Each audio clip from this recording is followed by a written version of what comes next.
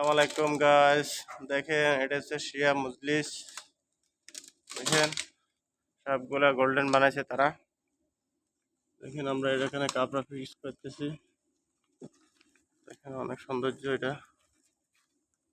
দেখেন অনেক বিউটিফুল আরবি রাইটিং করে রাখছি।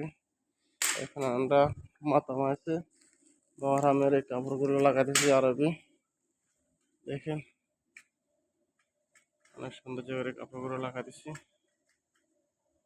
দেখেন অনেক বিউটিফুল মসজিদ।